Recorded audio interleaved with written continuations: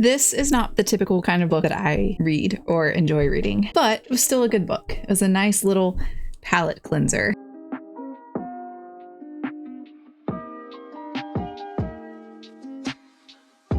I just finished reading Woman Last Seen in Her 30s by Camille Pagán, and it is firmly a romance lit, chick lit kind of book. Way outside of my typical genre that I read. I used to read a lot of like romance and chick lit. Specifically Mary Kay Andrews, who writes like most of her stories take place in the South somewhere, or especially in Georgia and Savannah. And so that's why I like those, because I'm familiar with the location. But you know, your reading tastes, they can kind of wax and wane. And that's kind of what's happened to me. I'm over that right now and more into like my sci-fi fantasy era at the moment, and like literary fiction. Might go back to chick lit someday. I might just revisit it occasionally. I don't know. We'll see. And of course, like I still dabble in other things. And like with Pretty Girls, this was a book I read with friends. Woman Last Seen in Her 30s is a quick little read about this woman named Maggie Harris. Maggie is just like this typical suburban housewife mom. She has a pretty good marriage. She's got 2 kids that are, you know, pretty well adjusted and grown and mostly happy. Like many people, you know, she has like a laundry list of things that she worries about and a lot of anxieties. But there's one thing that she's certain about, and that's that her marriage is secure and good to go. Then wham, her husband walks out and says like, hey, I want to get a divorce. And so it really throws her whole world off balance and like off kilter. So now instead of these identities and these roles that she's created for herself and filled very comfortably in the last 30 years, being, you know, a housewife and a mother, now she's also a divorcee, and she kind of has this crisis of identity crisis. And the whole thing kind of shatters her already really shaky self-confidence. And so the larger story is about Maggie like trying to rebuild and rediscover a version of herself, like the last version of herself that she remembers really liking who she was, and that was when she was in her 30s. Hence the title, Woman Last Seen in Her 30s. For the next part of the video, I want to get into some things that I liked and didn't like about the book, some praises and critiques that I had. So the next part will have some spoilers. If you don't want to be spoiled, you can jump ahead and I will see you at the end. Some things that I liked about this book is that almost everything that happened in this book was very believable. The characters acted like real people. Their actions were believable. And that is like not always the case in a lot of books. Like even well-written books, I feel like a lot of times you can be like,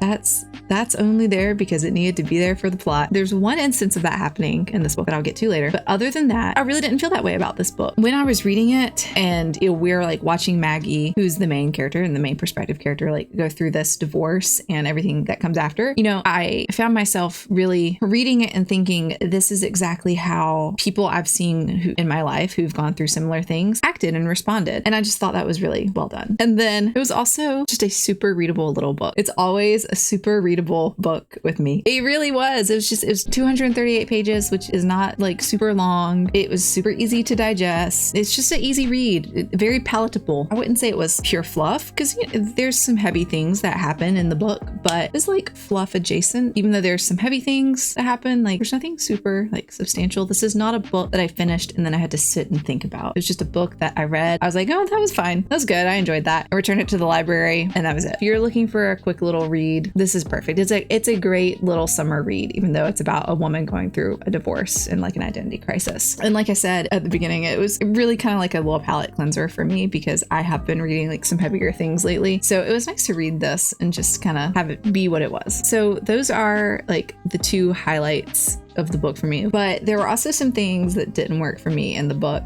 And one of those was that the humor was really hit or miss for me. For example, there's this part at the very beginning of the book where Maggie is shopping and she's just separated from her husband. She's like gone to the supermarket to get some wine and she's run down, definitely not looking or feeling her best. She already feels invisible, but this is exacerbated this time in the grocery store because she's like hit by somebody else's buggy, but they don't say sorry. They just rush past. It really like ticks her off and she can feel other people staring at her. It's just like the straw that breaks the camel's back at this point in her life.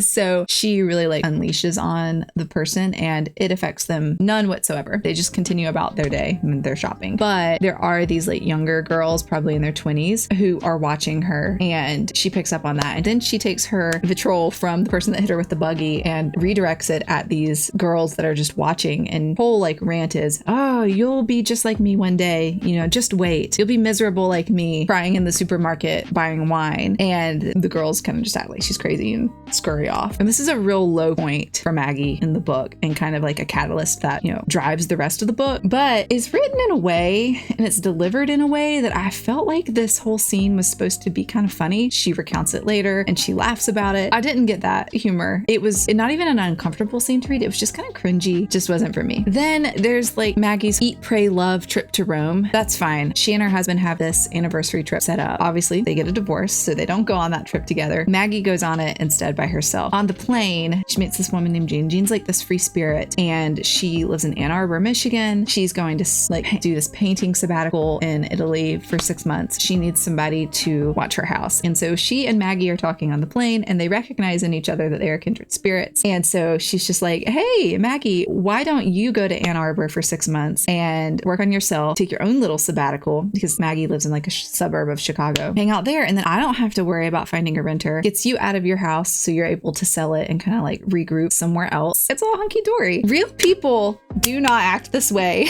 Never in my life have I met somebody and befriended them and then just been like, hey, why don't you watch my place for a couple months? It's a trope I don't like. It requires too much suspension of disbelief for me. And it kind of stinks, because I think it's just that in a book filled with characters who are written like real people and very believable, and who are constantly making very real decisions and facing real consequences from those decisions, this one thing just felt super contrived and out there, and it didn't work for me. Finally, the last thing I liked, and this is like a big picture thing, is the resolution and the whole ending of the book. Woman last seen in her 30s. It's a love story, but it's about self-love. And I genuinely love that this story is about Maggie like rediscovering the parts of her that she loves and rebuilding herself to be a better version of herself. And I think that is such an important story to tell. And it almost takes this book from being just like a chick lit romance novel to being more like literary fiction, in my opinion. And I think it's such an important message to like, it's so easy to lose ourselves in life in these different roles that we find ourselves thrust into. And it's so important not to do. That Maggie was able to do this is like the best possible outcome. But